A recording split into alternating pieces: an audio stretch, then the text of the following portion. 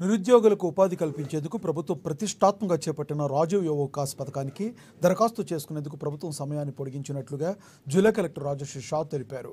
ఇంతవరకు అప్లై చేయని వారు ఏప్రిల్ 14 వరకు మున్సిపల్ కార్యాలయాల్లో కానీ ఎంబీడీఓ కార్యాలయాల్లో కానీ ఫామ్ తీసుకుని భర్తీ చేసి అందించాలని పేర్కొన్నారు.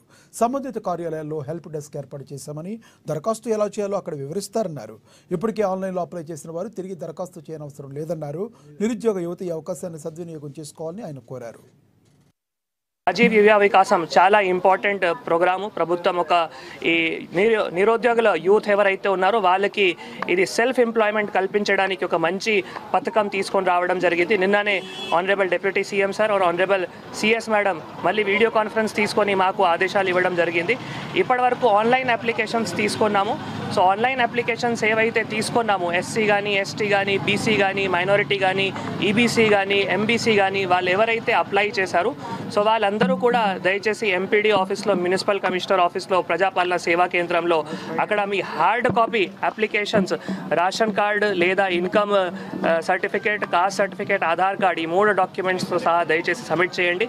ఇంకొకటి మన పంచాయత్ సెక్రటరీస్ అండ్ వార్డ్ ఆఫీసర్స్కి కూడా లిస్ట్ ఇచ్చి వాళ్ళు కూడా ఫీల్డ్కి వెళ్ళి హార్డ్ కాపీ అప్లికేషన్స్ కూడా కలెక్ట్ చేస్తున్నారు.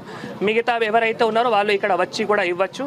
దీంతోపాటు ఇంకొక మేజర్ అంశం, ఈ మధ్య రోజులో కొద్దిగా పండుగ రావడం జరిగింది కాబట్టి ప్రభుత్వం డేట్ కూడా పెంచడం జరిగింది. ఇప్పటివరకు 5 ఏప్రిల్ ఉంటే ఇప్పుడు 14 ఏప్రిల్ ఈ చివరి తేదీగా నిన్న ఆనరబుల్ డిప్యూటీ సీఎం ప్రకటించారు. ఇంకొక ముఖ్య అంశం, ఇప్పుడు ఆన్లైన్తో పాటు అంటే ఆన్లైన్ అవసరం లేక ఆన్లైన్ బేసికల్గా అప్లై చేయడానికి అవసరం లేదు. ఇది కూడా ఒక కీలకమైన సూచన. సో మన దగ్గర మున్సిపల్ ఆఫీస్లో, ఎంపీడీ ఆఫీస్లో వాళ్ళ దగ్గరనే ఈ హార్డ్ కాపీ అప్లికేషన్ ఫామ్స్ కూడా పెట్టడం జరుగుతుంది ఈ రోజు నుంచి. నిన్న మాకు ఏవైతే అప్లికేషన్ ఫార్మ్ ఉంది, అప్లికేషన్ ఫార్మ్ సంబంధించిన ఒక నమూనా కూడా రావడం జరిగింది.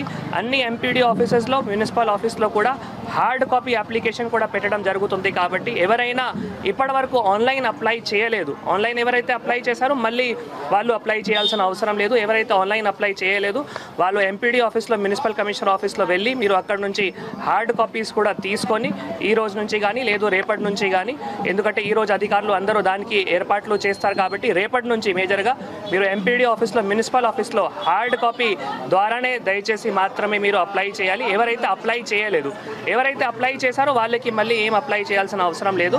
ఎవరైతే అప్లై చేయలేదు ఎంపీడీ ఆఫీస్లో, మున్సిపల్ ఆఫీస్లో హార్డ్ కాపీ అప్లికేషన్ ఫామ్స్ అందుబాటులో ఉంటాయి.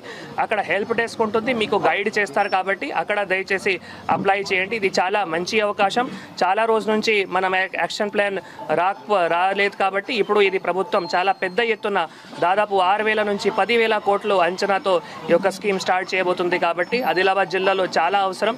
ఇట్లా ఎవరైతే అన్ఎంప్లాయిడ్ యూత్ ఉన్నారో వాళ్ళకి ఇది మంచి అవకాశం ఉంది. కాబట్టి జిల్లా అందరూ నిరుద్యోగుల యూత్